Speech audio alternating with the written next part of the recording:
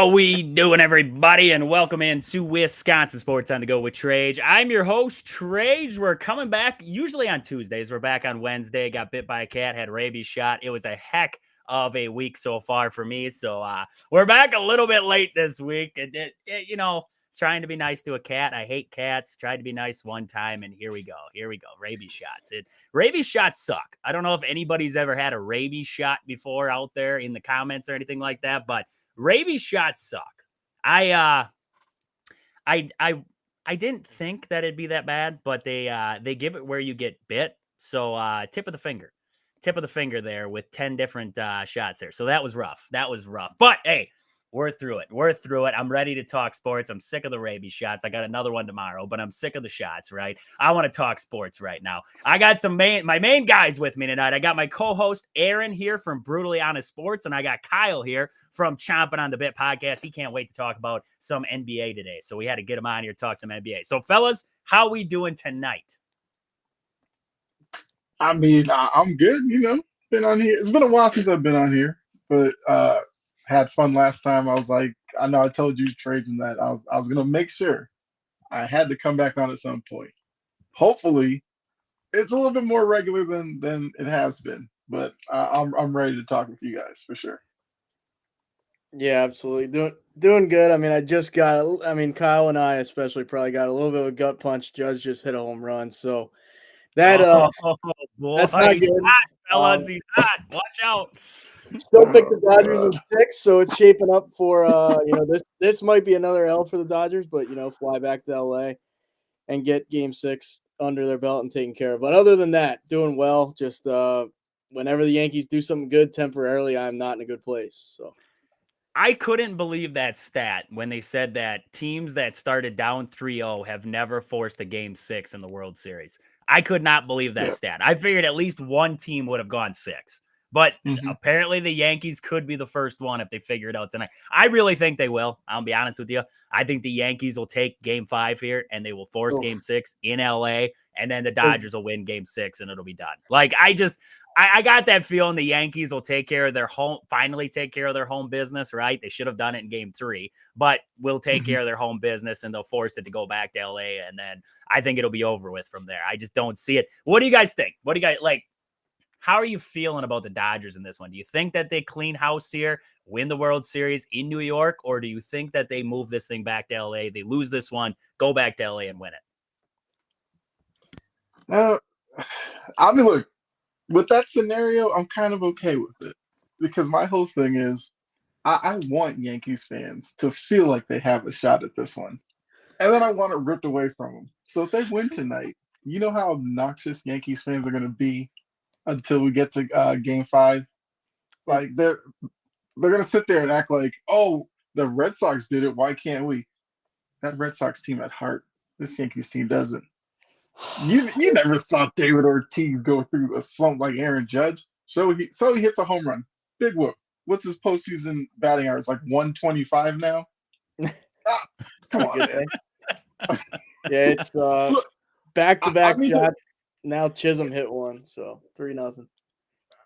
Aaron, you're Chisholm hit one now too. Oh boy, Flaherty is getting rocked. Yeah, Flaherty looks like he wants to die, which he probably does right now. I think with Cole on the mound, that's a massive. Like he's probably the best pitcher in baseball. I hate to say it, but when he's on, But yeah, I mean, if they let's say they go back to LA and they lose Game 6, then I will be shaking in my boots. That's for sure. Because I mean, this game, it's not looking good so far. A lot can happen, but it's Yankees have all the momentum. Just got to get, if you get 2 runs back before they score a run, I feel good. If you get one here or there, I don't know, but it's a hot start for the Bronx Bombers, unfortunately. Well, Jory is here. How are you doing, Jory? She says that the Yankees and their fans can rot. Okay. Big facts. That's true. I'm with Cub fans. I dislike Cub fans out there. I mean, Dave Roberts was ready for this, though. The bullpen is loaded. They did talk about it. If Flaherty, he did have his struggles in that second outing against the Mets. Game 1 against the Mets, he was fine. And then he came out and he gave up 8 runs the next time around. So the Mets figured him out. The Yankees might have found a little bit of something there with Flaherty in this one. we'll see. Maybe Roberts goes elsewhere in the second. I don't think you can move on in the first inning here unless if it's a complete blow up. But I think like second inning, maybe they dip into that bullpen and just, say to heck with it. Like we got to play. Or if it gets out of hand, you just say I play for tomorrow. Like, or not tomorrow, but you're playing for that game 6 then at that point. Like if this thing gets too well, they got out of the first. So, we'll see. Maybe Flaherty doesn't come back out for that second inning. I don't know. Rough start. Like you said, with Cole out there, I just don't like the chances of a 3-0 hole against Garrett Cole is tough. That's tough because Cole is going to go about 6. Unless if he just implodes, he's going about 6 or 7 for the Yankees in this one. So I've seen Garrett Cole give up a couple of home runs in the postseason. That's your best bet because once you get Cole rattled, that's where you beat him. Because we know he's very moody, he's kind of standoffish. When things are going well, he's very confident. But if it starts snowballing on him, then he becomes a different pitcher. That's what the Dodgers have to do. You have to get all 3 runs back in the second inning. Scratch 1 across, and then see how Cole reacts to it. See how that lineup. Look, the Yankees have names in their lineup, but I still don't like their lineup. It is still Judge dependent. He's been terrible. Stan has been a surprise. I will give him props for that. As long as he's not running on the bases, like in the batter's box, he's been legit. Soto, I think we all knew Soto was going to be really good. That's just who he is. So if the Dodgers can just claw away at this, the pressure goes back on the Yankees, and then we'll see what they're made of. Because right now they're flying high from yesterday. They're flying high now because they have the lead. The Dodgers have to take back some momentum. I agree with you, Aaron. If it goes to game 6 and they go out to LA and win, I would have zero faith in the Dodgers slowing that momentum and winning a game 7, even though it would be in LA. I don't like these are 2 teams you don't really trust. The fact they're going against each other is why it's kind of entertaining, but why it's like, couldn't we just get somebody else in here? So I don't know. I still have the Dodgers. I'll be honest, Kyle, on that point. As much as I don't want to sound like a front like the Dodgers. I don't have any. I'm not going to root for them outside of this, but I've come to not hate them during this series. They're not a hateable team. Where in the regular season, from afar, they're kind of easy to hate. But watching them in this series, they haven't been obnoxious. They haven't even when they pimp, Freddie Freeman, right? He's literally the guy down the street. He's just a normal dude. So he's not pimping home. Jazz Chisholm hit a home run and he's going. He's acting like he won the home run derby. You know what I mean? So it's 2 different. Some people like that type of stuff. I just don't. So it's you can't lose game 6 though. You cannot. If you lose tonight, all right, swallow your pride. But can't lose games like you said. 6 is must win. 6. I would bet on the Yankees to win the whole thing if the Dodgers lose game 6. All right. I'm not against a good home run pimp. I'm not gonna lie. I love that. Momentum, right? He's following up another bomb. He just, watch Judge hit a bomb. Now he's following it up. You get hype. You're hype. You're playing to the crowd. I feel like the Dodgers don't really. It's just they're busy. They just go about their business. I don't know. I like that more. But whatever. It's no matter what the Yankees do, I'm gonna hate it. I absolutely hate them. Hate the logo. Hate everything. Hate them all. So I respect that. All right. Yeah, I can see that. I can see that one. If the Cubs did that trade, you know what I mean? It's if the Brewers did it, it's fine. If the Cubs, I hate them. I hate it. I hate the Cubs could be business as usual, and I still hate the Cubs. It doesn't matter what they do. I still hate the Cubs. That's just how it is. I'm set by 100. That's where I'm sitting right now. I feel you there. So let's get to some Bucks. I want to talk about a little bit of Bucks today. Kyle's here. We got to get into the NBA. Kyle, we saw this Bucks team take on your Celtics. And it didn't look bad. I thought the Bucks actually, if they played like that against the Nets, if they played like that against the Bulls, they probably would have won those 2 games. They didn't play bad, but defensively, this Bucks team is still struggling. They're still struggling to find any kind of identity. They have Prince guarding Jaylen Brown out there, and he's doing circles around him. Prince is not keen in on guarding Jaylen Brown in a basketball game. Pritchard's open for wide open 3 after wide open 3 all day long. Brook Lopez can't go out and defend, and he can't get back to help in the block there. What are you seeing with this Bucks team right now? it's kind of nerve-wracking for me. I don't want to get nervous because I still think they're going to be a playoff team, but we have Giannis telling us that this Bucks team has no identity. And then Doc goes back on that and says we're still looking for our identity. We don't have our identity yet. We had all off season to figure this one out. Why are we sitting here in, beginning of the season and we're like, we don't know what we're supposed to be doing right now. We look lost. We don't know where we are. What's going on? Dame and Giannis still don't seem like they're on the same page at times. What is going on in Milwaukee? I guess the reason why they don't have an identity is it seems like they want to be a running up and down the floor type of team. Problem is, they're old. If you run Brook Lopez over the course of an 82-game season, he'll be worth nothing to you in the playoffs. Bobby Portis is up there.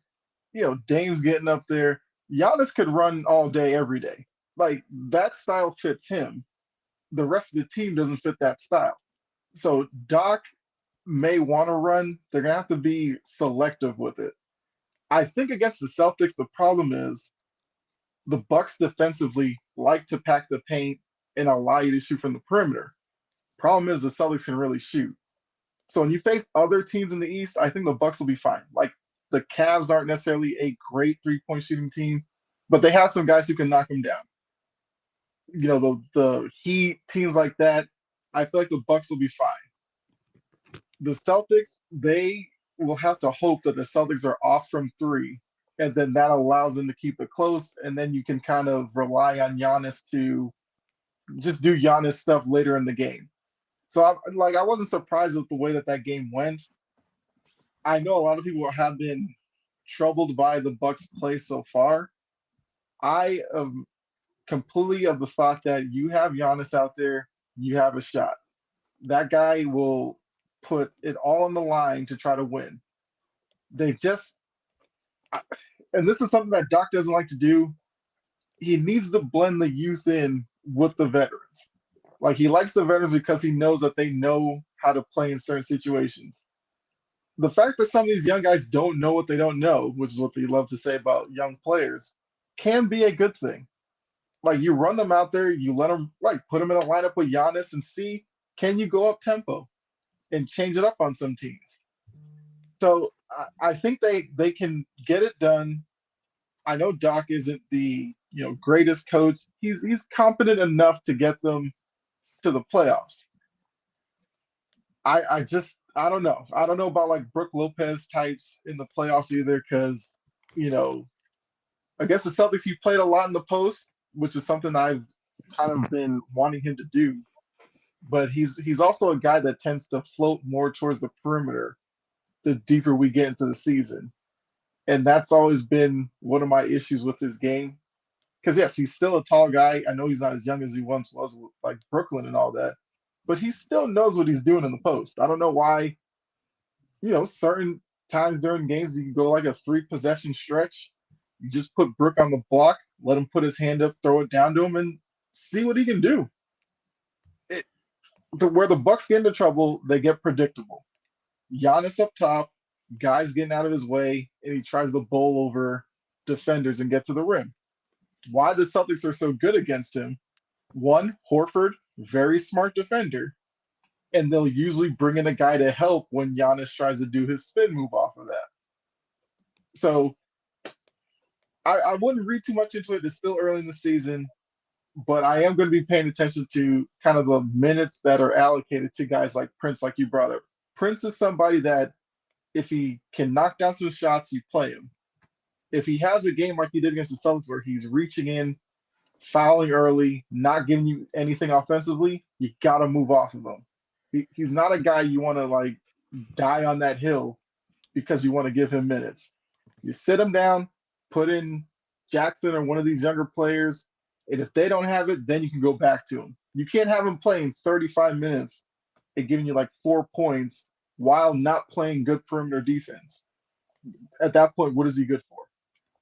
Yep. No, I completely agree. And you mentioned it there with the Bucks being predictable, the offense being predictable for Milwaukee. And I look at a team like the Celtics, right? And that team is so good facilitating the basketball. It's like it's not in one spot for more than a second, and that ball is moving again. And that's how they get wide open shots, right? Pritchard, yes, it's lack of defense at times too from Milwaukee in some of those spots in that game, but also it's the ball movement from the Celtics. There's guys constantly cutting, moving around, everything like that. I watch the Bucks and it's like, okay, this time we do it. But the next time down, it's like Dame on the world. And then the next time down, it's Giannis on the world. And then Brook Lopez comes down and he fires up a three. He's shooting. I mean, Brook Lopez has struggled to shoot the basketball to start the season. I mean, he's 23% from downtown at the moment. Not a great clip at right now. Hopefully that starts to improve. But you have such a drop off in scoring right now. You're talking 28 points a game from Giannis, 28 points a game from Dame, and then you drop down to 11 from Brook Lopez and 11 from Bobby Portis coming off your bench. So the lack of scoring right now is the thing that's alarming. You have guys like Deleon Wright who came in. He's struggled offensively so far. He's averaging a point a game for you right now. Gary Trent's been a solid ad, 10 points a game. You can't complain about that. Like that's what you brought him in. You brought him in for the defensive aspect there in the guard position. The thing that worries, okay, if Chris Middleton comes back, right? Middleton comes back, you're not getting better defensively. You might be getting better offensively, but defensively, you're not improving at all. So how do you're trying to navigate an Eastern Conference right now with very good guard play. Tyrese Maxey out there with the 76ers. And then you have the Celtics with, guards galore. You could pick one of those guys. They could be a guard on your team for you. You got Donovan Mitchell. You have all these great guards in the East right now. And you're trying to balance that out with Dame right now with a guy like Gary Trent. It's just like you got liabilities on the defensive end of the court right now, and you can't score enough points to back. You'd almost want to then, if you're going to have this kind of lineup, you got to be scoring buckets, right? You got to be able to put up points with teams like the Celtics then. Right now, we're lacking that offensive capability to be able to do something like that. Do you think that even a guy like Chris Middleton coming back, is that going to fix the lack of offense that this Bucks team has right now? Or, are you at a point where you're saying to yourself, like you said, we got to dive deeper into this young pool of players like AJ Green, like heck, even a rookie that we just drafted. I don't care. We got to dive deep into this pool right now and find somebody who we can throw out there and can give us minutes and give us buckets, because I'm looking at this roster right now and there's a massive drop off in production. Yeah, look, Middleton is a guy who can score. Problem is, it's been like several years since we've seen really quality play out of him, especially for a consistent period of time. At some point, you're going to be worried about how much of the injuries completely just stripped away from him. He used to be a guy who gave you, ability to offense, like in the mid-range, shoot the three, while playing somewhat decent defense. My worry is going to be, have the injuries stripped away enough of the defense that now he's more of a liability on that end of the floor, and then offensively he struggles where it doesn't balance out.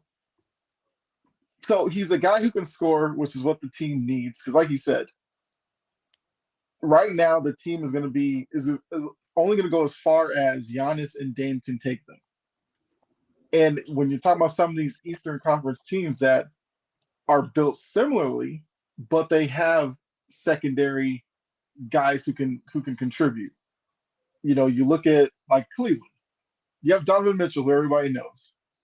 They also have Mobley. They have Garland. They have guys like that. You talk about Boston. Everybody focuses on Tatum Brown, but they on most nights 6, sometimes 7 guys get into double figures.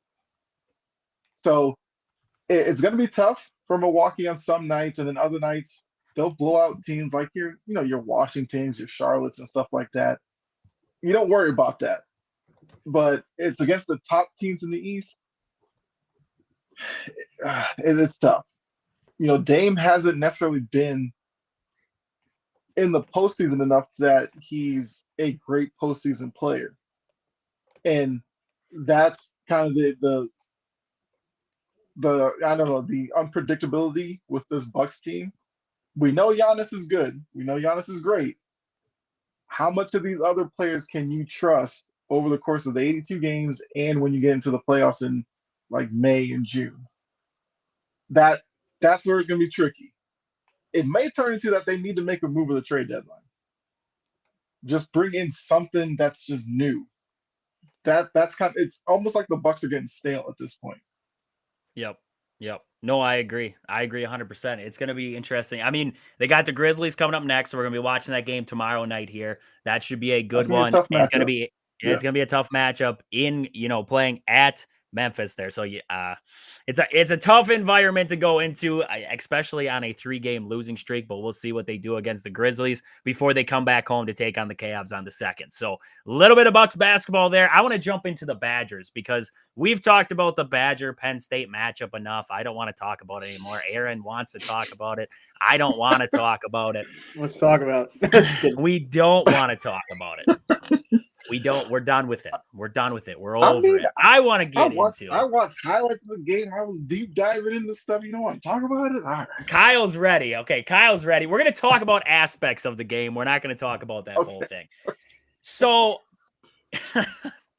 so I look at that matchup, right? It's done, over with. Wisconsin loses another game where it's almost a heartbreaker, right? You had shots in that game to win it, to take a bigger lead, whatever it was. You lose the game. Ultimately, you move on with life, right? So I get to the point now where I'm watching. We just talked about the Milwaukee Bucks, and we're like, this offense is so predictable, right? It's so predictable.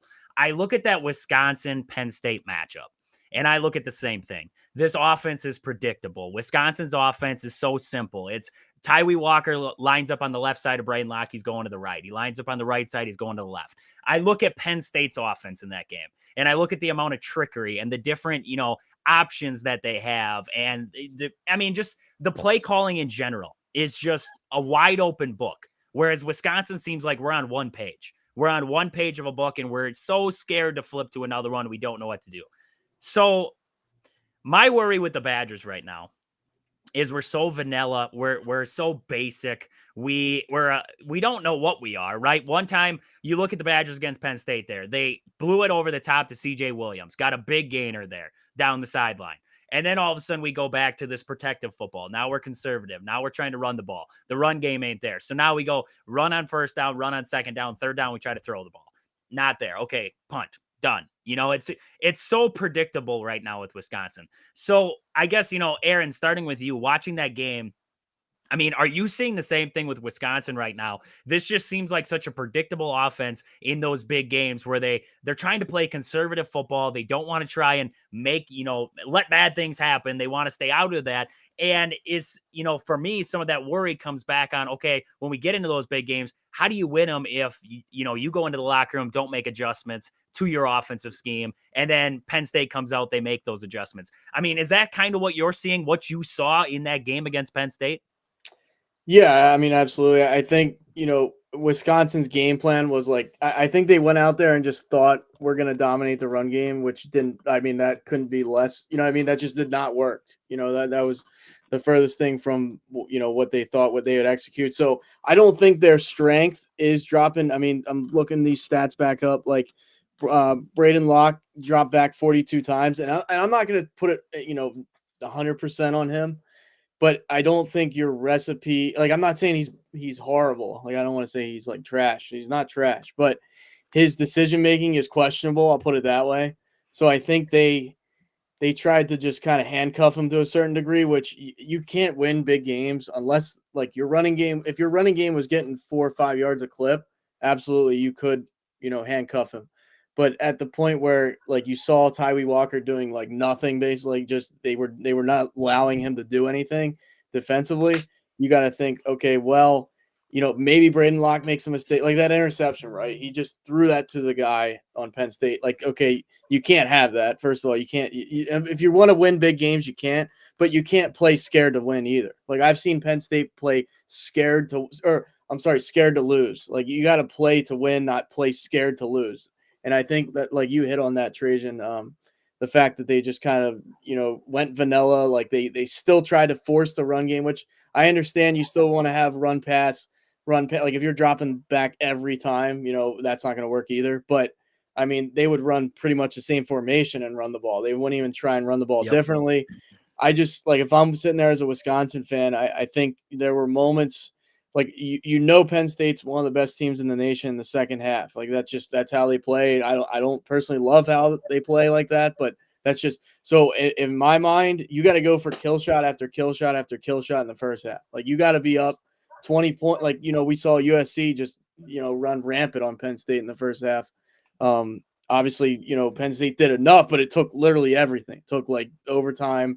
It took a missed kick. Like everything had to go Penn State's way. So if I'm Wisconsin, I'm looking back on that game saying, why didn't we, take deep shots more in the first half? If Braden Locke throws a pick, so be it. You're not supposed to win that game anyway. Like go into it like, let's throw everything at the wall, see if it sticks, instead of this like, well, we're going to try and play possession game and we're going to try and, eventually, even with, I give him a little bit of slack because of Bo Prabula coming in, right? You have no idea what, like it started out horrible. Like it looked like I told you, I was convinced Penn State was going to lose because of Prabula fumbling the snap. Like, I'm just like, this is an absolute mess. I've seen this before, but yeah, I just think they had their chances. At least you try. Like I said, I don't trust Braden Locke to beat, a good defense. I just, until I see it, you know what I mean? But Yep.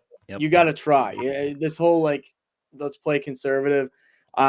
Very rarely does that work against a really good, a top 10 team. I'll say it like that. So. Yeah. And the hardest part with Braden Locke is you run an offense where an option is in there, right? All these run plays are options. And Penn State or other teams, right? Oregon, whoever it is, they don't have to respect Braden Locke running the football because he doesn't pull it. He doesn't look to run. So Tyree Walker is just hung out to dry on every play. Like he got the ball and he's looking out straight ahead and he's like, okay, the DN's right there. Like there's no way I'm running this ball. So Braden Locke's inability to be able to pull it is also a problem. He did it against Purdue. I believe that was Northwestern. I believe it was that game against Northwestern. He had a touchdown run there. He pulled it perfect. The option play worked out there. His inability to also move with his legs is also a problem there. You got to have, if you're going to run an offensive style like that, you got to have the ability to do that because you're setting up in shotgun. You're setting up in the shotgun set there. It's hard for a runner to get himself moving in the shotgun. He's got to have that ability to come downhill. You're just getting more predictable with that. And that's the problem there. Kyle, you said you studied up on this game here between Penn State and the Badgers there. You watch Braden Locke out there. And I don't want to, a lot of people are calling for Braden Locke's job at this point. They're like, this guy is terrible. Get him out of there. Okay. Like the book is not completely written on Braden Locke. He has his moments, and I'll agree. He's got his moments. I don't like him at times, but I know he's got a good arm. I think sometimes he actually throws the ball too hard. Like I didn't know that was a thing, but sometimes he's got to learn how to dial it back just a little bit, if you know what I mean. But you look at Braden Locke in that game, and what were your thoughts coming out of that game there? You watched a little bit. What were your thoughts of Braden Locke coming out of that game? So, I thought Locke made plays. He made some good throws where you're like, okay, there's a quarterback in there. But like Aaron said, that pick over the middle, you can't have that. That's something that as a underdog can completely kill your momentum and everything that you had going in that game. Like I liked early on the fake punt. Like that's something you do when you're an underdog. It seemed like they were willing to be somewhat creative between the 20s. And then as they got into like red zone area, they got conservative and settled for field goals. Because that's basically what this game came down to. When the Badgers were driving, it led to field goals most of the time. Penn State, when they got down red zone area, it was touchdowns. So if you're going to allow touchdowns on one end and only score field goals on the other, you don't have to do twice as much to keep up with the team that's scoring touchdowns when they get in that area. So, Walker, I like what I see from him. Like he's a tough runner, but I feel like in the second half we kind of saw Penn State kind of just key in on Walker and slow him down, and then force Locke to try to just beat them by himself. And I don't think he's there yet. So, if you are a Badger fan and you're like, oh, get somebody else in there. I don't know. I think he has talent in that arm. It's just decision making. That's what a lot of quarterbacks, a lot of quarterbacks can throw it through a brick wall, but what good is that if you don't hit the right receiver or you're a little late on your throw? So I think you kind of ride it out with them. I mean, what are they? What 5-3 right now? Yep. 5-3. You're right on the cusp of bowl eligibility. You see what he can do. Like if the season completely bottoms out and you lose from here on out, okay, then you can question it. But a loss to a top 5 ranked team in Penn State in a game that, yes, it was 28-13, but for the most part, it was a pretty back and forth type of game. It was Yep. just that one mistake, that pick six, just kind of killed everything. So I think it was like a decent showing for the Badgers. Sure, you'd love to get the upset there, but I also think it shows for Penn State. When I was watching, it was like Penn State is a well-run team. Sometimes they get a little, but I also wonder with them because they can be a little conservative as well, a little bit, but they're not unlike Wisconsin's level. Like they come out like 4 wide, they have motion and all kind of stuff. And I'm like, Yep. okay, I like this from Penn State.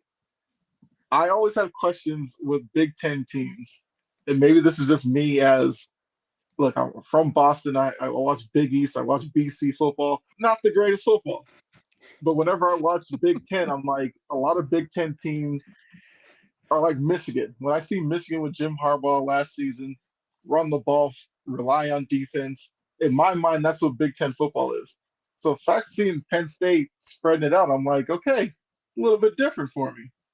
And that's where I always wonder with Big Ten teams when they get into the bowls against SEC, Big 12, those type of teams, whether or not they have enough firepower to kind of hang with those teams.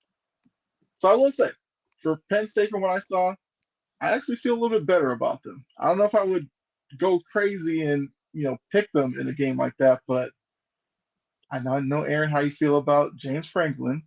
I thought it was a good showing against Wisconsin. That's all. That's all I'm gonna say. That was a good showing. They proved it when it counted, right? They proved it when it counted. Yeah. The Badgers gave them that sucker punch, and they found a way to make it work at the end. The thing that irritated me with Wisconsin, and it was on the defensive side. So, Aaron, you alluded to it there. Bo comes in, first snap he fumbles, right? He's nervous. This game is still on edge, right? The Badgers are still up. This game is still on edge. The Badgers didn't do anything about pressuring Bo. They didn't do anything. Like, if I see a backup quarterback coming into that game, I am sending the house. I don't even care. I'm sending the house. I am making him know that I'm here for you. I'm coming for you every single play because I don't respect you. Drew Aller, I respect him. We don't know nothing about Bo. Maybe he's going to be a great quarterback, but at this moment, we know nothing. So I'm sending the house at you. You're in a hostile environment. You can't hear your sideline right now because it was loud in there. Trust me, I was there. I mean, it was loud. It was a very loud environment. He's freaking out. I am sending the house, but the Badgers didn't. They were like, let's rush 4. Okay, the 4 is not making it through. Okay, now let's bring maybe an extra guy. Okay, now we just got beat on a 30-yard pass. It's just the Badgers, they played it conservative on defense. They played it conservative on offense. It wasn't like they were gunning for it, right? In those kinds of games, you got to gun it. You got to play ballsy. You have to go for it at times. You got to make things happen. And that's just something Wisconsin didn't do. That's just something they didn't do in this game. And I mean, you mentioned they're right on the edge of bowl, eligibility right there. They got a tough slate. They got Iowa on the road this week. They got Oregon next week. Nebraska, I mean, I don't know what to think about Nebraska. I still think they're a solid team, but they're iffy up in the water. And then you have Minnesota, who beat USC. So you never know what to expect, especially in a rivalry game like that. It's a tough spot for Wisconsin. I think this last game out against Penn State kind of showed me, okay, the Badgers are trending in the right direction. They just don't have those players yet. They don't have those players. They don't, Braden Locke is a fine quarterback. I like Braden Locke. I don't think he's a terrible quarterback, but he's not a quarterback who's going to take me over the top. I saw it in that last drive. The Badgers had 2 minutes, whatever it was, to get down the field there, try to score a touchdown, kick an onside kick. And it was such a conservative, slow drive. It was short little route here. You're not going to come back in that game with those short little routes. It just wasn't going to happen. It was one of the, and I think that kind of affects what Phil Longo, what the playbook can really do for you is when you have a quarterback like that, where maybe you don't trust him as much as you should, or maybe you don't trust his ability to run or throw the ball into traffic or anything like that. It limits you as a play caller too. So I want to say that I don't trust Phil Longo as a play caller, but it's like, okay, if he had, let's just say Dylan Gabriel, right, from Oregon. If he had Dylan Gabriel in the room right now and he's, we still stunk, right? The offense still looked like hot garbage. I don't think it could, but it still looked like hot garbage. Okay, now I'm like, I don't know about Phil Longo. But I don't know about Braden Locke right now, right? He's still a young developing quarterback. So I'm like, okay, is Phil Longo really the problem? Is it the vanilla playbook, or is it a vanilla playbook because Braden Locke doesn't have the capability to take you over the top? I don't know on that one yet. I think the book is still being written on what Phil Longo can actually bring to Madison. And until we have a quarterback in there who we feel comfortable with, I don't think we're going to get that answer for that. I don't like Phil Longo's play calling. For me, I would just open it up. I would just open up the playbook, have Braden Locke, put all faith in him, see what he can do. Like you said, Aaron, or whoever said it, I lost track. Take more shots, right? Take more shots against Penn State in that first half. Do those little things. Try to be explosive. That's the things that those are the things that irritate me with Phil Longo right now. I don't know. I'm at a loss right now with what to think about that. Now, the Badgers did have a lot of drops in that first half against Penn State. They did have a lot of drops. The receivers were dropping the ball left and right. Now, not to say Penn State didn't have their own drops, because there was a first down play, it was a third down play. They had a wide open receiver and he just completely dropped the ball. Nobody was around. I was like, oh, thank God. Like, that would have sucked. But I mean, you have drops. The Badgers had a few drops in that one. So I'm looking ahead to Iowa and I'm like, okay, what do I want to see? What do I want to see against Iowa in this one? Well, first off, I want to see the run game find itself again, because we saw absolutely zero holes against Penn State. Yeah, there was a few runs. Tyree Walker still went 59 yards, but I want to see that run game against Iowa. I want to see him reestablish that in that game. I got to see the D-line get some pressure. Like, I got to see the D-line do me something in that game that says that we have the ability to put pressure on a quarterback, because right now we stink in that aspect. The secondary, I mean, I don't know what happened against Penn State, but there were guys running wide open. Like, this is a secondary where I trusted him going into this game, and I'm watching that game, and it's like, okay, he's wide open. Okay, he's wide open. Now, Bo, I give all respect to Bo coming into that game, but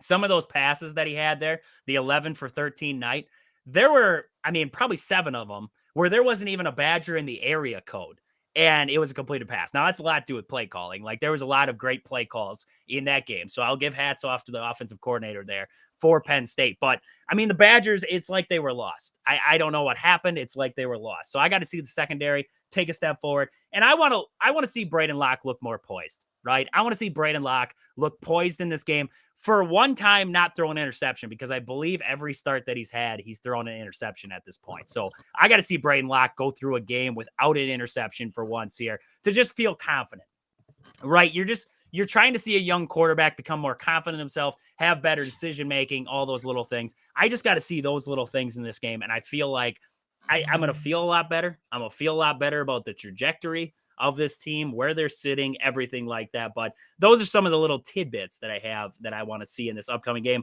I want to get into the rankings real fast here. I want to jump to the rankings. We have the updated AP poll coming out right now. Penn State didn't move. I thought, Oregon's at number 1. We have Georgia at the 2 spot. We have Penn State in the 3, Ohio State 4. We have Miami 5, Texas 6, Tennessee 7, Notre Dame, BYU, Texas A&M. Anybody in that top 25 that, sees, like, you guys see that one, you're like, oh, look at them. Like, is there anybody in that top 25 where you're like, what the heck is that? Indiana at 13 right now. I love that. Indiana is playing some great football. I saw a stat today. I wonder if I saved that stat from Indiana. Let's see. I did not. I did not save that one. They have beat, you look at the similar opponents to Ohio State and Penn State and elsewhere. They have beat those opponents by like double of what those teams have. So it was just an interesting stat there about the offense for Indiana. But I love what I'm seeing out of them right now. Anybody interesting that you guys see in the top 25? I mean, look, I see what you're saying about Penn State, but we kind of know Oregon and Georgia are, in terms of voters, like it's going to be tough to kind of split those two if those two continue to win. I think Penn State at 3. I mean, that seems fine with me. Kind of looking at the other teams that are around that area. I don't know, I think Miami's a little intriguing to me. They have was it Cam Ward, a quarterback who's been in college for a while now. It seems like Miami went through some times a couple of years ago where they were at a low point, and now they've like rebuilt themselves, and they're interesting to watch again because obviously it was like in the 90s. A lot of college football was Miami. They were one of the big brands, and it kind of seemed like they've been forgotten the past couple of years. So seeing them as a top 5 team now, I'm intrigued by them because some of these other teams around them are like legit powerhouses. Texas, we know you got Ewers, you got Manning, so they got a lot of cachet behind them. I don't know, it's still funny seeing Alabama at 14. like recent years, like you always expect Alabama 1 or 2. Seeing them as a mid kind of ranked team is weird. Like they're right ahead of Boise State. I don't know the last time I remember looking at rankings and seeing Alabama that far down. Not to say they still aren't a threat, but that's probably the biggest surprise of me, just seeing Alabama in the teens. Okay. Aaron? Yeah, absolutely. I mean, what Kyle said, I'll echo that. I mean, Trajan has definitely been down on the the Crimson Tide there, and like I have too, but I mean they're not the same team, right? Like they just don't look, Trajan always talks about they're not disciplined. It's kind of deserving of its number in some respects because it's just like they've dropped 2 games already. They had a couple scares against teams that aren't nearly as good. Unranked teams, this and that. It is like you said, Kyle. It is strange, right? It's like just seeing them outside of the top 5 is like almost like just a gut punch. I'm sure to their fans, but it's just like shell shocking. BYU, I mean, I don't know. I have no confidence in them to beat like a real good team, in my opinion. They just, I don't know. They don't do it for me. I've watched 2 or 3 of their games this year. I don't know. I mean, they're deserving because they're undefeated, right? But it's like one of those, like when Cincinnati was in the college football playoff and got absolutely like steamrolled. Like that's the type of thing I see with BYU. That's just how I feel about them. I mean, I give them credit. They beat a Kansas State team earlier this year, pretty decisively. I don't know. That's one team that the rankings probably deserving so of how they played. I don't trust them to do anything of them, if that makes sense there. I mean, I could see where, I don't know, and this makes me sound like insane probably. I could see a world where Ohio State's above Penn State only because they barely lost to Oregon, and Oregon's the number 1 team. I hate to say it. I mean, I hate Ohio State more than anything in this world, but like they're a good team, right? They're a good team. They choke in big games with Ryan Day, and I'm here for it. I hope they never get rid of him for that fact. But I mean, they're a great team. I'd be shocked if Penn State beats them this weekend. Who knows? But that's obviously they're a staple for like the top 5 at the very least there. So I mean, yeah, the rankings for the most part, I think do make sense. It is weird also seeing Indiana ranked as high as they are, but they're playing, they're well deservingly of that, and you can make a case they should be up there a little higher, if anything, that's for sure. It's just so weird. Like I am not used to Indiana even being respectful. Like they're usually god awful. So there's that. But yeah, I mean the rankings so far are interesting. It's also funny that I know Michigan has like 3 losses. It's awesome not seeing them in the top 25, and then all the Pitt fans are going crazy because they're ranked. It's like, okay, we'll see what happens there, but like their fans are just going ballistic. They act like they're number one. So it's a lot of, like, with this whole conference realignment too. It's kind of interesting, seeing some of these teams being ranked where they are versus where some aren't. But I mean, you still got to think, oh my God, Stanton hits a home run, 5-0 Yankees. But yeah, it's definitely interesting. It's kind of a wide, in some respect. Like I don't know if Oregon's like above and beyond that much better than everybody else. Like we saw Ohio State run them to the wire. I don't think there's like that Bama team of like previous years where it's like, they would destroy everybody by 20. Like it's just, I don't think you see that this year, which is kind of fun. But yeah, it is pretty interesting. The one team that I look at on the outside looking in is Vanderbilt, and they're coming off a 3-point loss to Texas. That Vanderbilt team, if they lost that stupid game early on. I believe it was to like Georgia State. And if they didn't lose that game to Georgia State, they would have one loss to Missouri and one loss to Texas. Like that would be a respectable Vanderbilt. They're still respectable. I mean, they beat Alabama. They lost by 3 to Texas. Like that's a respectable team right there. They lost by 3 to Missouri. Like this is a Vanderbilt team that's like retooled, redefined, looking good. Like, look at these ranked teams that they're playing up against right now, and they're playing good. It's just that Georgia State loss that is like it's just putting them down right now. But son of a gun, 5-3, I would have still thrown them in top 25. I'd have left them right at 25. I don't even care. Like Washington State, I would have dropped them out. They've played nobody. They suck. Like Washington State is nobody. I mean, they don't even have a conference. They don't even have a Vanderbilt in. Right? Just put them in. I don't even care. Lafayette got 3 votes to get in there. I don't know what Lafayette's doing right now, but apparently they're doing something good because they got 3 votes to get in the top 25. I forgot that was even a program there. So great stuff there in college football. We're going to jump quick. Hunter has a message for us about Wisconsin hockey right now. He's got his weekend recap. So we're going to get to that, and then I want to look into our fact of the day and the Packers when we come back. So we'll be back in about 3 minutes. Welcome to this week's Badger Hockey Recap. Let's dive into the action-packed weekend, starting with the Badger women's hockey team. On Thursday night, the Badgers dominated Bemidji State in a 4-0 victory at LeBron Arena. Lila Edwards opened the scoring off with a power play goal halfway through the first period, assisted by Kristen Sims. Marianne Picard doubled the lead 7 minutes into the second period. Cassie Hall added another late in the second, and Claire Enright sealed the deal with the goal to end the night. Goalie Ava McNaughton was stellar, stopping all 13 shots that she faced. The momentum carried into Friday night as the Badgers captured their 10th straight win to start the season, with a commanding 6-0 victory.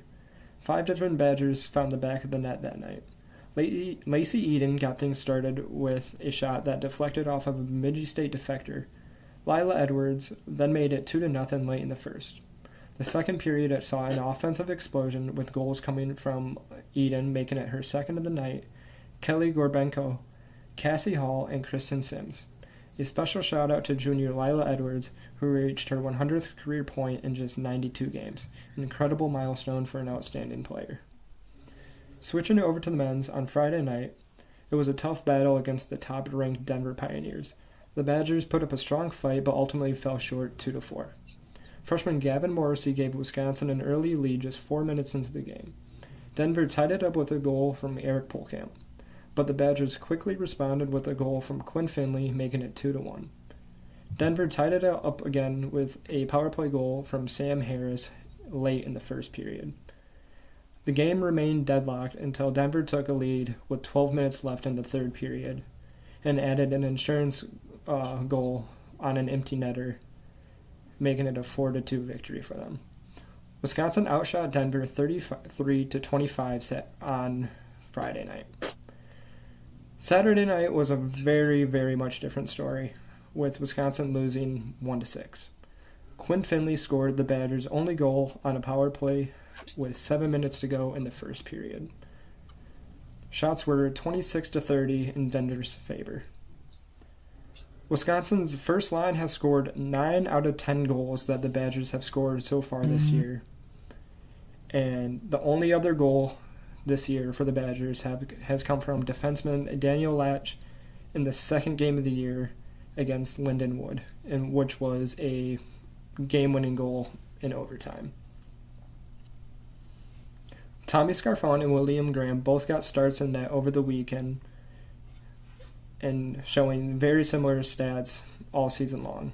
All season long so far, Tommy Scarfone has saved 48 of 57 shots and William Graham saving 47 of 57. But he's the only one who also has a win all season. That's all for this week's Badger Hockey Recap. Stay tuned for more updates and exciting games ahead. Always great stuff there from Hunter on Wisconsin hockey. He's lacking the confidence yet. He's getting there. You know, it's hard to talk into a mic when you're not looking at anybody else and you're just like talking to a wall. So it's his like second time doing a hockey recap for us. So he's working on it. He's getting better. We love it. He's doing great work over there and he's going to keep doing it for us there. So love it there, Hunter. Aaron, we got to get to our fact of the day. Nothing gruesome. Nothing like that. Give me a good fact of the day. This guy, sometimes he gets a little scary over here. Yeah, it gets a little, I mean, I forget what day that was, right? But that was slim pickings to say the least. I mean, that was just, we're digging for something at that Hopefully point. we got a little more today. Yeah, today is, we'll take it back to American history again. So not a controversial topic, right?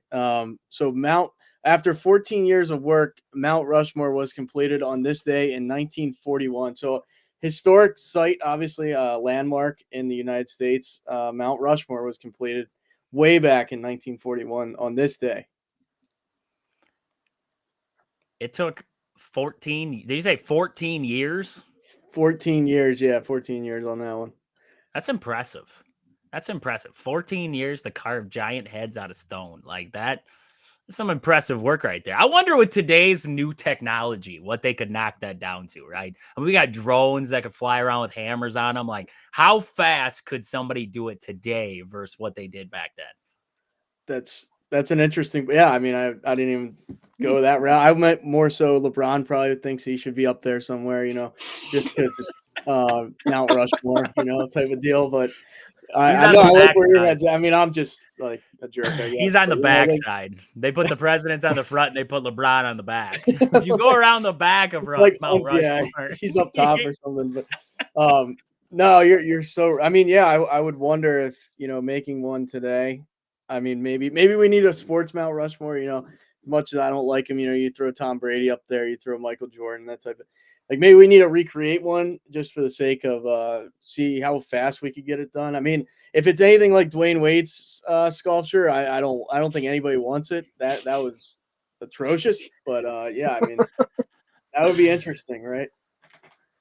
100%. Boys, right now I'm watching my Badgers in an exhibition game against UW River Falls. It's 45-42. Now, mind you, UW River Falls is like division.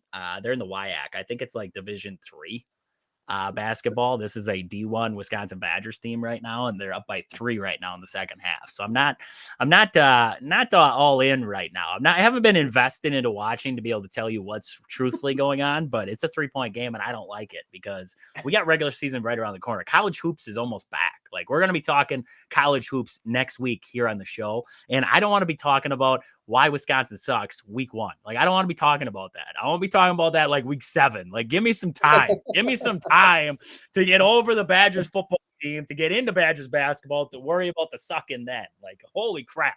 I can't handle this much. But let's get to something, I guess, a little bit better. The Packers, right? Let's get to the Packers. Let's talk a little Packers here. Jordan Love gets evaluated, gets checked out. Jordan, it comes back clean, right? Just a groin strain. It's a day-to-day thing. We don't know much about it outside of that, right? He thinks that it's a realistic chance he plays on Sunday versus the Lions. I think it's probably a realistic chance he does try to play against the Lions on Sunday. I don't think there's much that's probably going to hold that guy out. But I want to get to something that I keep hearing all around, and there's like a group of people in the state of Wisconsin, or I don't even know, that for some reason thinks that even if Jordan Love is healthy. Now, I've heard this. This is baffling to me. I didn't think that this could be true. I thought maybe it was just one person trying to stir a pot. There is a group of people in the state of Wisconsin who believes that even if Jordan Love is healthy, we should start Malik Willis because Malik Willis is undefeated at this point.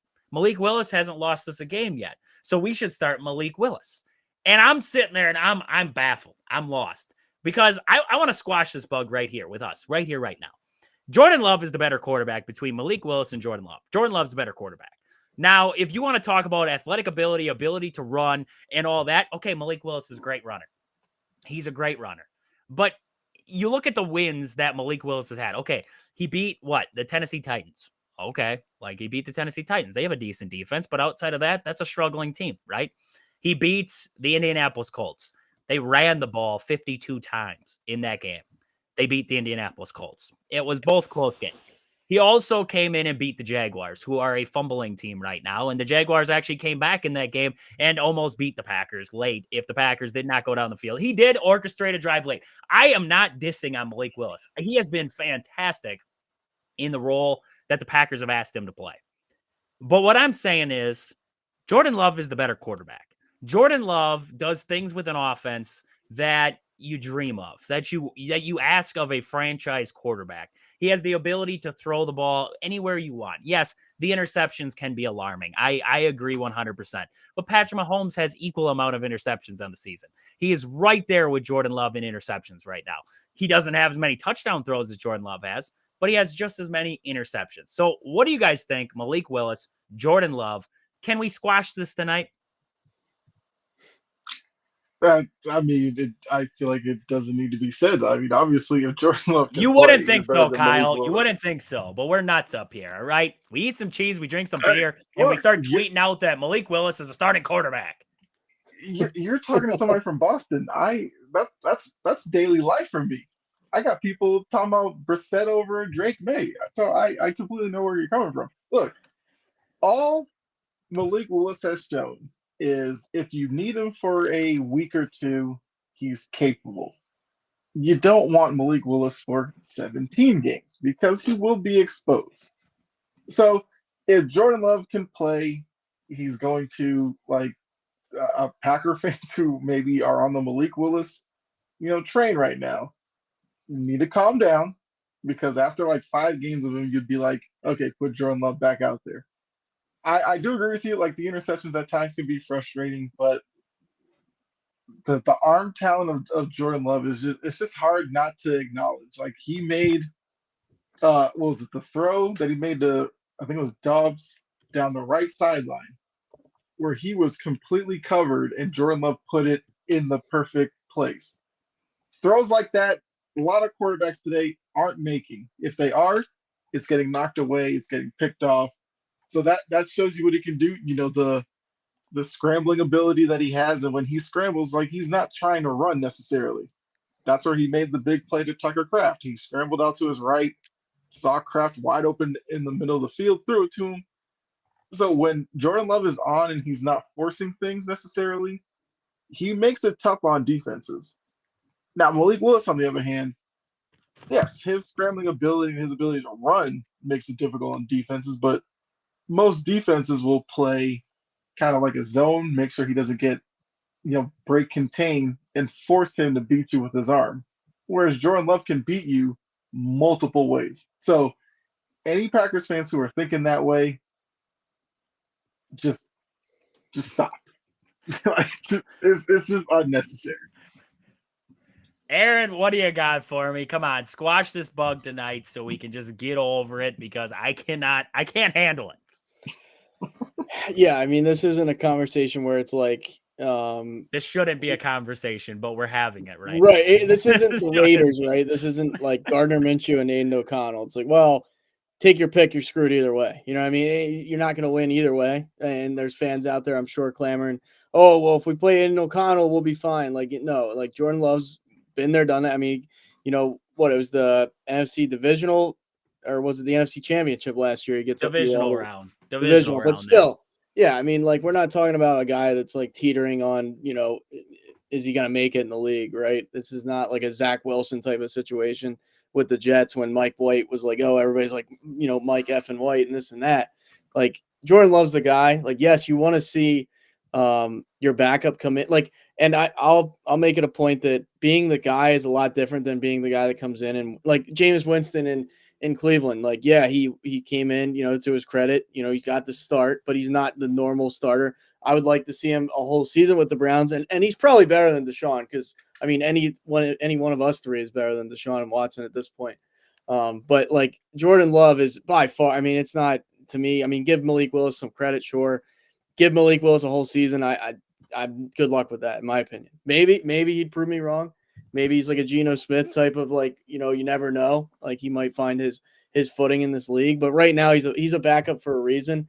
And the Titans got rid of him kind of for a reason, in my opinion. You know what I mean? So he's not a bad quarterback by any means, but Jordan Love's a solidified starter. So like all these Packers fans saying, Jordan Love, he's not, show me what Malik Willis can do. Like, come on, let's rein it in. You're lucky, not lucky. You're privileged to have Malik Willis waiting in the wings there if you need him. He's been good, solid so far, but I mean, it's not a conversation right now. Jordan Love is. I mean, they signed him for all that money too. So there's no way Jordan Love could bomb the rest of the season and they would not start Malik Willis. It's not feasible. You signed Jordan Love for over 4,000 yards passing, 32 touchdowns, and 11 interceptions last year. That's why you signed Jordan Love. The second half that he put together last season was masterful. Like he was arguably the best quarterback down the stretch last season for anybody. And I mean, like we're all saying, we're not trying to discredit Malik Willis. He's been fantastic in the role that he's been playing, but I ask you this. I'll ask you, but you're both this question. I'm going to ask you Malik Willis to this team right now. Do you think he could have the same kind of success? Okay. So Malik Willis, say these teams want to trade for him because they're uncertain about their QB1 or his health, maybe, right? Because that's going to be my first one. Malik Willis goes to the Dolphins. He's in the Dolphins situation right now. Do you think Mike McDaniel and the Dolphins can make Malik Willis look like this? No. Like we saw how much he struggled with Huntley at quarterback. No. Aaron? Probably not. I think he'd be better than Huntley. I'll put it that way. I don't know. I'm a little bit out on Huntley, but he wouldn't. Like, there's no way he's outgunning Tua though. You know what I mean? Like, Tua is like. I don't care. Money aside, like you put a quarterback competition together, I don't think he outduels. Like Tua's ceiling, right? You look at Tua's week to week. I mean, who knows? But Tua's more solid than him. But I mean, if he's your go-to after Tua, I'd say they're in a better position than they are right now. Just because, Huntley's done nothing. Who's the other guy? Who's like forget his name. That's how irrelevant that he happens to be. So, Colts. Could he do this on the Colts? Because similar player to Anthony Richardson. I would say he's probably got a little better decision-making and the ability to throw the ball short, not just long, but similar player to Anthony Richardson. Could he do this, have the same kind of success with the Colts? Yeah, because I agree with you. I think Malik Willis would be he's able to do more on the field than Anthony Richardson. Richardson is boomer bust. He'll throw it 60 yards downfield and you'll get a touchdown, but he can't hit like a 5-yard out. Like, at least Malik Willis will be able to hit a crossing route. He can throw it downfield a little bit. He can run the same way as Anthony Richardson. I think Willis would be a better fit in Indy. Yeah, I agree. I mean, from a upgraded game manager type of situation, I think that's what Malik Willis is. Like he's a step above a game manager. He's not like you're not going to form a franchise around him most likely. Yep. I mean, we're still he's still a young guy. I mean, the jury's still out. He could be, but Kyle, like you said, I mean, Anthony Richardson, boom or bust, that is definition of boom or bust. He's that. Now, I don't know if I would. I mean, just taking all the favoritism aside, I do like Flacco. I don't know. You don't really, do you insert him over Flacco? I don't know. That's a tough one to me. But yep. No, we could go through a lot of teams and we could say if he fits or if he doesn't fit. But I think a big thing with Green Bay and with him is that the game plan kind of forms around him then. But it also takes away aspects of the game plan too. Takes away what you can do with Romeo Doubs or what you can do with Christian Watson or what you want to do here or there. Matt LaFleur has done fantastic with drawing up game plans for Malik Willis. Now, you look at this game against the Lions, and I heard it today. I can't remember where I heard it. But if you game plan for the Lions with Malik Willis in mind to be the starting quarterback, okay, you have a better shot against the Lions. But if you're thrown into a situation where all of a sudden you're throwing together a game plan for Malik Willis against the Lions, okay, now it's a different story. I don't know if you can go and beat the Lions with Malik Willis. That's going to be your true test, all you fans out there who think that, Malik Willis is going to be the starting quarterback for the Green Bay Packers. He hasn't played a great team yet. If he beats the Lions, okay, now I'm starting to veer on a fence with you because he looks good against the Lions. But, you have to see it against a good team, and he hasn't. I love Malik Willis. He's a great guy. He's done nothing but great for the Packers so far. It's Jordan Love. Jordan Love's the quarterback. Let's just squash that bug and let it go to bed. I'm done with that there. So I just wanted to get into a little stat here. Edgerrin Cooper, linebacker for the Packers, was named Defensive Player of the Week. That was awesome. Edgerrin Cooper, the rookie there, has been nothing but fantastic for this Green Bay Packer team. He might have actually solidified his spot in there in the regular rotation, maybe in the middle linebacker spot for the Green Bay Packers, the way that he's played. I mean, he's fourth on the team right now in tackles. He's got, let's just see here, he's got 5 tackles for loss here on the season and 2.5 sacks. Like, you love that out of a linebacker there. And Edgerrin Cooper, a young guy, led the team in tackles last week. Great week for Edgerrin Cooper. Another guy, Tucker Kraft. I mean, you're talking about a guy among tight ends right now with a minimum of 20 targets. He's second in passer rating when targeted, tied for first in missed tackles forced, second in yards per catch, second in yards after contact, first in yards after contact per catch, and second in touchdowns right now. The Packers have a tight end of superstardom in the making right now in Green Bay, and you love what he's been doing for this Packers team. So just a couple of little tidbits there. Also in the injury report, it was massive. Jair Alexander did not participate in practice. Neither did Jordan Love. Evan Williams, you had a bunch of guys missing there, but it was also one of those Wednesday practices, right? You kind of just, move on with it. We'll see what Thursday and Friday bring, and that'll tell us a little bit more about this Packer. It's Jared Goff didn't practice for the Lions on today either. So he did not practice due to rest. It was his ankle again. So we'll see. Maybe it's going to be quarterback 2 versus quarterback 2 come Sunday for Packers and Lions. Like, that might be what we get. I don't know. Game of the week's going to have 2 quarterbacks that they did not expect when they get in there. Tom Brady's going to be dissecting Malik Willis versus, I don't even know who the backup quarterback is for the Detroit Lions right now, but Tom Brady's going to be like dissecting these 2 out. That does sound right. Yes, it is. I want to say yes. I really do. Let me double check. Hendon Hooker, yeah, 100%. I'm a big Hendon Hooker guy. I thought he was a real talent coming out of college. I'd love to see him play. I'd love to see him play in that game against Malik Willis. Like, that'd be one of them games right there. Like, the final score would be like 49-45, just a gunslinging battle between Malik Willis and Hendon Hooker. Like, just something storybook ending right there, right? Storybook ending. So I want to get in. Let's stay with the NFL. I want to talk about some contenders here because I'm looking at the slate of teams right now, and I'm like, okay, who's a contender?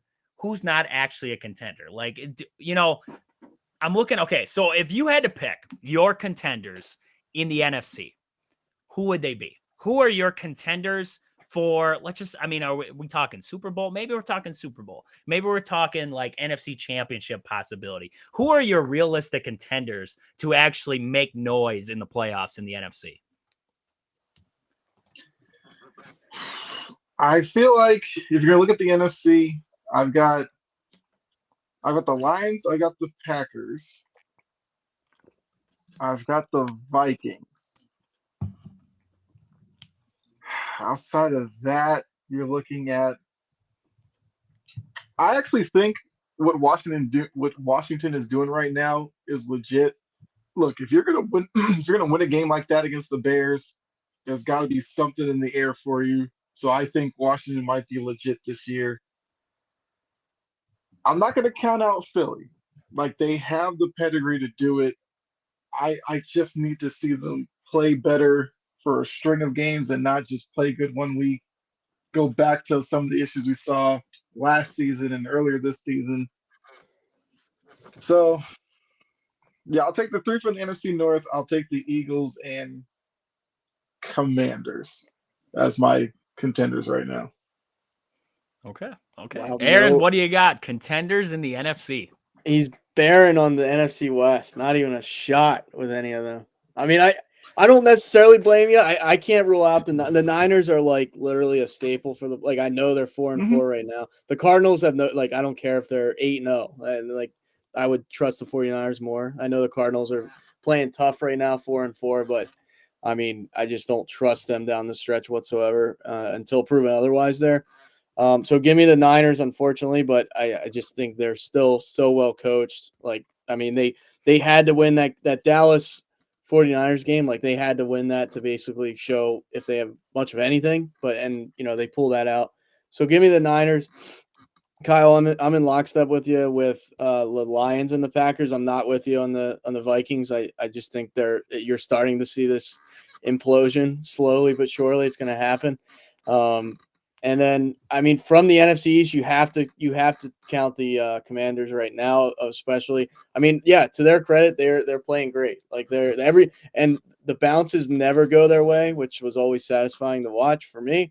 But they very much are now. Like that Hail Mary was like, okay, if you believe in the football gods, maybe the football gods are with the Commanders right now. So just the luck that they're having, alongside how good Jane Daniels has been playing, like you gotta at least tip your cap there. And the Eagles, I mean, they're my team. I watch them week in and week out. They scare me a little bit. I don't know what defense I'm getting. I don't know what Jalen Hurts I'm getting.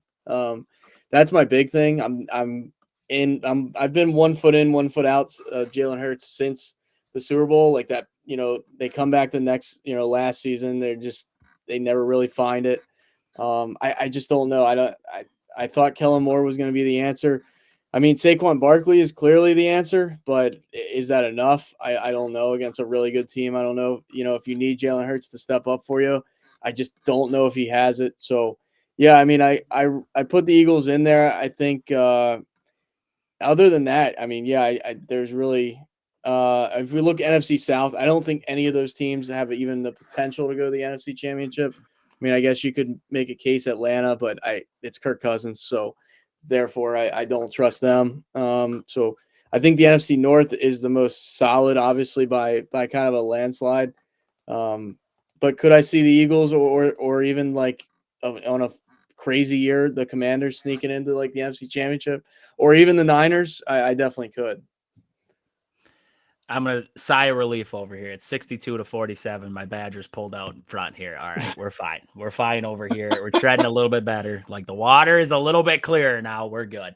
I agree with all your points there. I think the Commanders are the Packers from last season.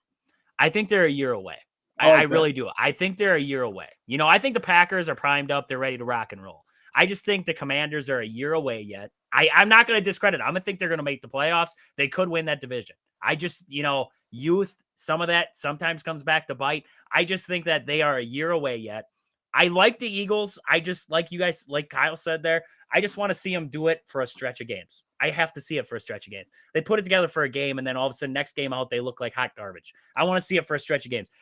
People discredit that win against the Bengals. I think going into Cincinnati and picking up a win, that's massive. Getting your run game going, getting everything going like it was, that's a big win. And the secondary, they're young, right? We were talking about the secondary for the Eagles. They're young. They're developing. They're slowly coming along. It's slowly starting to look better. I think the Eagles will be a good team when it's all said and done. Now, I don't know if they have a good head coach, but I think they'll be a good team when it's all said and done. Shout at Sirianni there. Just had to do it. So I'm not saying that the Commanders, since I'm saying that they're the Packers from last season, that they're a year away. I'm not saying they can't sneak into the NFC Championship. They just might do it, right? It just depends on who gets hot, who gets the ball to go the right way, right? Look at that game against the Bears. They had that lucky bounce.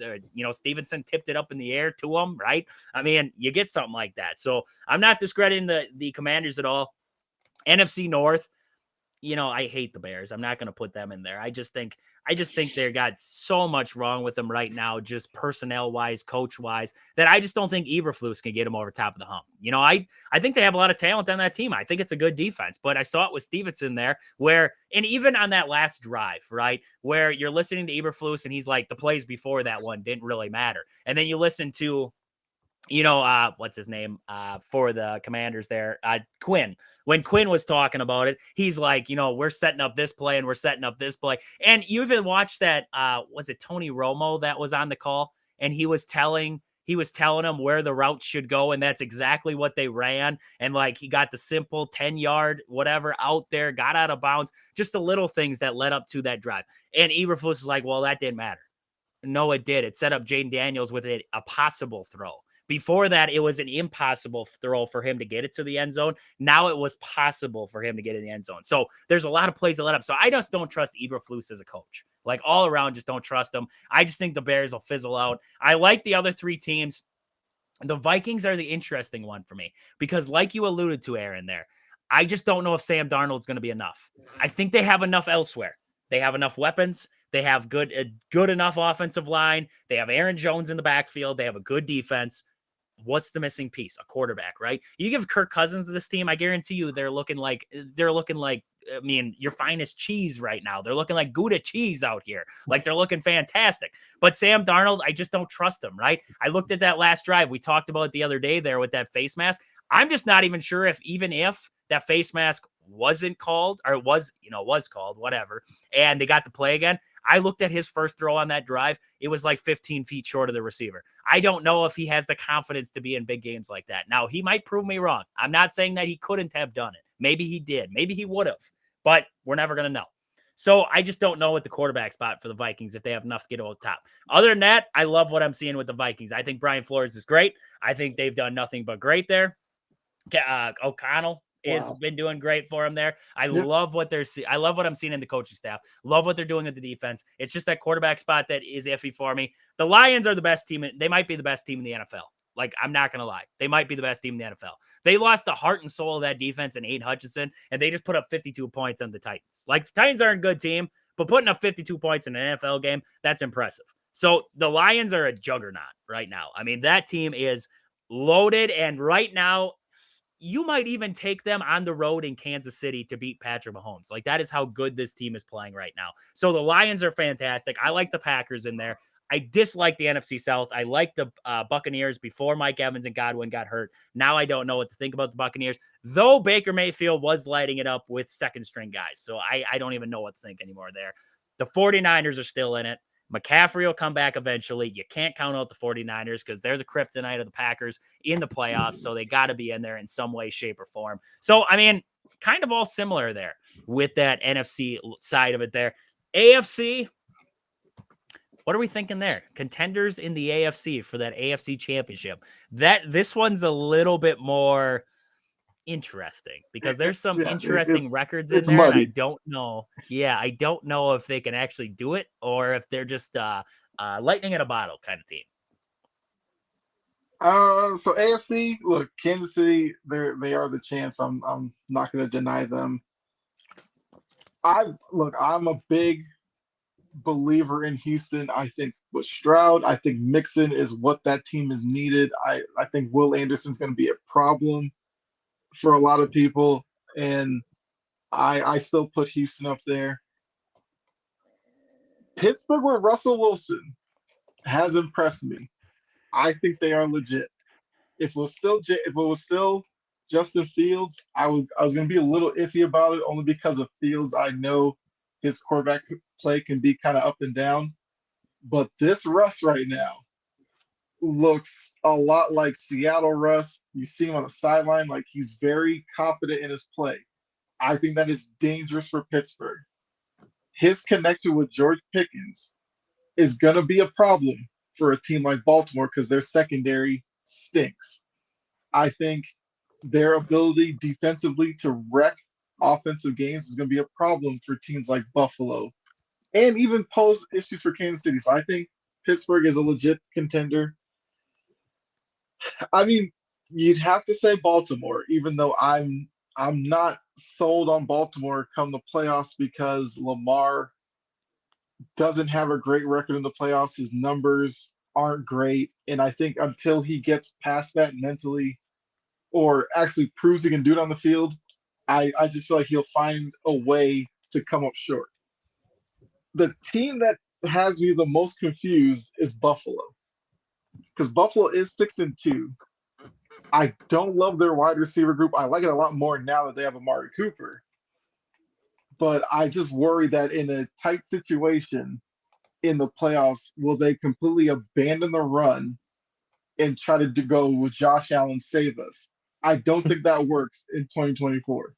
They need to rely on James Cook and have some balance if they're going to be effective. I think after that, there aren't any there's nobody else. I'm not buying into Denver at 5-3. I know it's a great story, but no. Colts, no. If the Bengals defense could, hold somebody of relevance under 40, I would like Cincinnati. I got just Pee-wee don't. football teams that could run the ball on the Bengals We defense. could, yeah. Yeah. We're clear. Gonzaga would start a football team if they could face the Bengals. Like that's where we're at. Like I just I hate that they're wasting what Burrow, Chase, Higgins, and that offense can do. Like unless they score 40 a game, they're gonna have a hard time just making the playoffs. But if Joe Burrow makes the playoffs, they are legit to me because that's a guy who's not afraid going into Arrowhead and putting big numbers and getting a win. And if you can do that in Arrowhead, going to Baltimore won't scare you. Going to Orchard Park, even though that crowd's wild, but Burrow can win there too. So if you're an AFC team, hope the Bengals don't make it because they would be the most dangerous squad to face. I like that. Aaron, what do we got? Contenders in the AFC. I got to give you guys a 30-second World Series update. So there's a fly ball to Judge. Just routine fly, can of corn, drops it, which I've never seen him do ever. Then there's a ground ball to momentum. And then Volpe, Volpe going to his. I thought you were talking about the Ohtani at bat. I was about to punch you. I was like, dude, I'm watching it right now. Well, I must be behind. I'm using these illegal streams until I get shut down. But Volpe boots a ball, like he's trying to throw it to third. He like throws it into the ground to Chisholm, and like that didn't work. But now there's like your guys are probably ahead of me, but goodness, if the Dodgers just can come out of this with a couple runs, that would be huge. Especially against Ohtani is trying to make it 5-4, and he's coming up empty right now. So I don't know what's going to happen. Just shorten up and poke one. Just shorten up and poke one, man. Just right. Even a sack fly, I'll take. I mean, I won't love that, but do something. Hit it 290 down the right field line. Hit the foul pole. I don't care. I mean, Garrett Cole just struck him out. My left foot for that to happen, but I don't know, brother. Ohtani goes down swinging. Cole's got 2 outs in the inning. It's still 5-0. He's a big game pitcher, Aaron. He's a big game pitcher. It was looking promising there for a little bit, but yeah, I mean, I'm with you, Kyle, on the Bills. I mean, they're a team that, like you talk about, been there, done that, and not figured it out. It's hard to fully trust them, right? It's just hard to. Like, they're playing great. I thought, losing Diggs, they'd fall back a little bit. I was kind of looking for Miami to kind of grab this division this year, but with Tua being, concussion in and out and everything else, like you can't expect that. So, yes, they're still a good 6-2, but like you said, I don't know how much I would probably trust Baltimore in the playoffs more than the Bills. But like you said, their secondary does scare me too. So, Pittsburgh is kind of like that. I mean, they're not being talked about as much as you would think kind of deal. I don't know if it's because like Russ Wilson is 35 and it's like, oh, what's he really got? But I mean, so far so good, right? Yeah, like I said, Baltimore with Henry is scary. It's just like, can they get it together? I don't know, against like the Chiefs type of deal. I mean, they're a playoff team. Baltimore and Pittsburgh you can like stamp it unless something crazy happens. I think both get in this year. Yeah, Cincinnati, after watching the Eagles with their Jekyll and Hyde offense, where 1 week it looks great, 1 week it looks horrible, just kind of run rampant over them after pretty much everybody else has. I have no trust in their defense. Burrow, yeah, I almost don't think he's 100% right sometimes too. Like I watch him and I still think maybe his hand is bothering. He's still a hell of a quarterback. Don't get me wrong. I'd love that Burrow, but it's just like that team they feel like there's too many things broken with that team right now. And oh man, that was you want to hear worse. You want to hear worse World Series update. Garrett Cole doesn't cover first base. I love it. Doesn't cover first base. If Freeman hits a tank right here and makes it 5-5, Garrett Cole just single-handedly lost this game. Garrett Cole will throw a temper tantrum on the mound, and I'm loving it. Yes. Well, and Volpe looked like he wanted to cry when he made that air. Like he's holding his hat and he's like he's having a breakdown out there. Rizzo's like, dude, where are you? Like he goes to flip, and then all of a sudden he's like, there's nobody there. Cole's just pointing to Cole's like telling him to like, and then Cole's mad at him. Well, and if you're oh my God, he's a spoiled brat, man. Cole is like, if you're in that situation, let's just say Rizzo, it's routine, right? It's your routine for Rizzo just to get that ball, turn and flip. So if Rizzo flips that ball thinking Cole's on his way, nobody there, the ball gets by, that's another run. Like that's terrible. That is terrible on Garrett Cole. And if Freddie Freeman hits another home run, come on, please. If Freeman hits another home run, Freeman hit one to the wall in his last at bat. Like he's due for one. He's due for one, right, boys? He's due for one. He hasn't hit one in a couple. Like get these Wildcats going here for the Dodgers, but yeah. Other than that, right? I mean, you look at like a hit on the AFC North there with Pittsburgh and the Steelers. I mean, the Chiefs, right? The Chiefs are like, they haven't played their best ball in my opinion, even offensively, and like Mahomes, but they're just winning. They're ripping off wins like it's going out of style, which that's what they do. Other than that, like the Texans obviously, like Kyle hit on. I don't think anybody else from that division even has a snowball's chance. So yeah, pretty much everybody Kyle hit on there, and yeah, I mean even like you said, Kyle, I think the Chargers could even finish above the Broncos before the end of the season. Bo Nix is playing well, but I mean, I trust Harbaugh to just rally that team too. So like both those teams are, one of them could slide in or something like that in a wild card situation, but neither of those teams are going to like go all the way. And then obviously the Jets outside chances after losing their last game is like, to your Patriots there, credit as much as I want to give credit to New England. Yeah, the Jets are cooked. Jets are put a fork in the Jets.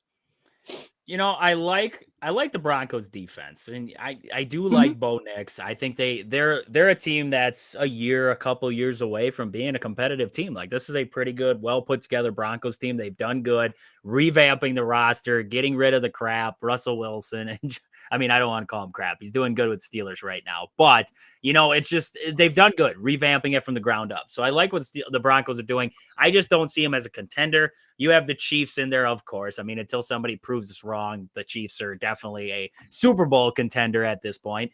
The Bills, I mean, I'm not as bullish on them. I like what I'm seeing out of Josh Allen just simply because he's doing it with, like you said, a wide receiver room where you're looking at it like, what are we looking at right now? Before Amari Cooper got there, it's like, who's actually in this room? So I love what he's been doing with that room. It actually speaks volumes to the quarterback that he is. Like, I kind of respect him more as a quarterback now because he doesn't have that. I know you guys are seeing Freeman get hits and it's a dicey game right Cole's melting down. I saw Aaron pump his fist. I looked over real quick. I was like, oh, the temper tantrum has started. Did you see his body language before he threw that pitch? Even his body language was like, "I can't believe Rizzo didn't go to the bat." Like he's still here. And boom! Oh yeah, makes him pay up the middle. That was beautiful. And I mean the Texans, of course, the Texans are in there. I love C.J. Stroud. That defense is solid. Yes. DeMeco Ryans has been nothing but a great head coach for him there. And this game is going to be tied after that one there. Yep, it's tied. The meltdown. Yankee fans are losing their mind right now. I did put in a $10 for 55 on the Dodgers when they were down 5-0, just cause. And like I money aside, I'd be happy about that. But if they win this game, just the demoralizing loss that the Yankees will experience is even better by far. Like they are, especially Cole, right? Like Cole is the biggest spoiled baby there is, and like for him to be going through this is like, oh my God. I mean, Judge too. Like they're it's bad times in the pinstripes there. The team I would say, getting back to it, the teams that I would say not to count out, the Bengals, like you guys are talking about, Joe Burrow is still a great quarterback. The offense is slowly trying to find themselves. They've been waiting for T. Higgins to get back. They've been waiting for Jamar Chase to actually show up. Like that team is slowly working their way back. So I'm not out on the Bengals. Steelers, like you said with Russ Wilson, I thought that offense has looked better with Russell Wilson at the helm. I didn't know it would, but Russell Wilson has done nothing but good for him right now. It's nothing flashy. It's nothing crazy good, but he's been solid. So you like that there. Ravens, I mean, they're they could be a Super Bowl favorite. Like if Lamar Jackson can figure it out in the postseason and Derrick Henry keeps doing what Derrick Henry can do, like this is a Super Bowl team right here. Outside of that, I would, a team I'm not counting out yet because I want to see it first is the Dolphins, just because I think the offense has the ability to be a good offense just because they have weapons and they're just getting them back. So I'm not out on them yet. I got to see it yet. The Jets are completely gone. The Patriots are gone. The Browns are, I think, going to be gone at some point here. Tennessee's gone. Jacksonville's gone. I think the Colts will fall count apart. out the fighting Drake Mays, okay? Drake May didn't even finish the last game. I'm counting him out. That was right? a late hit. The Jets are dirty.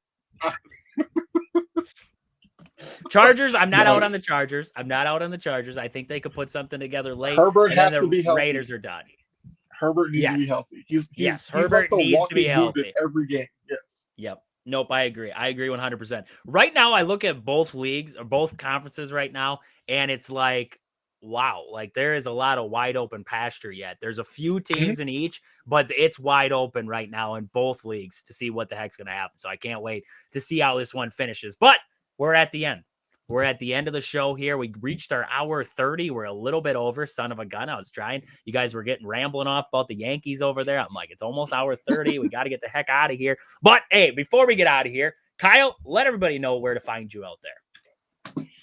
Yeah, so you can find me on Integrity Sports Network or my channel, Chomping at the Bit. I'm trying to, put more videos out there, try and do some more lives and all that, but you can basically find me on either spot any day of the week. So would love some love from Trajan's community. But definitely you'll see me back on here very soon. Because I always love talking with you too. We have nothing against the Fighting Mays. We have nothing against the Fighting Mays here in Wisconsin. Patriots do nothing to us at all, so we can't hate them there. But we do hate Philadelphia. But Aaron, where can they find you out there? All right, that's all right. Well, we take the hate. No one likes us, That's what Kelsey said. Maybe you got to be more approachable. Maybe that's why. I can't though. You can't. That's just not a recipe. You know what I mean? The Midwest, they can be nice to people. No. Midwest nice is Minnesota. That's Midwest nice. That's when they pass you, they flip you off. Like that's Midwest nice. We're just nice. That's Midwest. Well, yeah, that's what I'm saying. Like Philadelphia will never be nice. That's just take it or leave it. You don't like it, leave it. You know what I mean? But anyways, that's yeah. I mean, obviously, Brutally Honest Sports on all the platforms. It was awesome catching up with Kyle. Thursday nights are just an absolute chaotic mess for me. So unfortunately, I can't join you guys on your show there. What is it? Sports? Plug that show. Sports Banter. Sports Banter. It was, formerly Bases Loaded Podcast, right? So that's in my mind, it's ingrained. But yeah, anyways, Brutally Honest Sports on all the platforms. I'm trying to get more active on the TikTok side of things and just kind of give my little opinions here and there as well. So yeah, anywhere you can find a podcast platform. Yeah, if anybody out there actually cares about Penn State or the Eagles or anything like that, that's millions. The millions we're talking about. Millions of people who care about Philadelphia Eagles and the Penn State Nittany Lions and the Fighting James Franklins out there. Oh, God, don't say that. That's graceful. Aaron told me that when Penn State finally makes the college football playoff, he's going to shave his head so he looks like James Franklin. Here, let's make a deal. Let's make a deal to end it. Because you hate James Franklin so much, if James Franklin leads your Nittany Lions to, let's say, the second round of the college, let's go semifinals, Final Four. He's in the Final Four of the college football playoff. You got to shave your head to match James Franklin. You got to do it. You got to do it for the show. See, I as crazy as like Final Four doesn't. Like fine. National championship. If he goes to the national championship. I mean, if you want me to dye half my head like white and half my head blue, I'll do that. Pretty much whatever you want me to do. If we make the national championship, I'll pull out all the stops because all right, fine. Semifinals. If they win the national championship, you go bald. Yeah, you go bald. 100%. They win it, you go bald. If they make it to the semifinal, we go blue and we go white. Yeah. That's like. As cool as seeing the Eagles win the Super Bowl, like that's always been my Penn State win the national. That's like no I am other word, but praying. like I a am white with dream. it now. The That- Badgers that- are out. I don't even care. The Badgers are out. I don't even care. Like I am cheering. I am cheering for Penn State to go to the Final Four first, so that way I get the blue and white, and then the national championship. And after, like, I get all the the shots on this show, reverse shots, and that I respect it because you can't root for Ohio State, right? You can't. That's at least Penn State's not been there, done. They never do that. No. But yeah, They just got their own issues. They got their own issues. Exactly. We'll be lucky to beat Ohio. Like, we'll be lucky if everything has to align. So I will, like I said, shave the head, dye the hair, shave my eyebrows, whatever you want me to do. You don't gotta shave your eyebrows, dude. Like, we want you to still, like, we want your mother to look at you and say, like, this is still a decent looking. She still kind of loves me, right? No. She'll walk in, shaved eyebrows, shaved head. She'll be like, where were you? Like, I'll say it was worth the cause. It's all for the cause. We won the title, Mom. She'll be like, what sport? But it's fine. It's all good. College soccer. All right, boys. Let's get out of here. Let's get out of here for the night. We got some Yankees Dodgers to watch here. So with that, for Kyle, Aaron, and myself, this has been Wisconsin Sports on the Go with Trage. Thank you guys for listening. We hope you guys enjoy the rest of your night and tomorrow. But until we talk to you guys on Friday, see ya.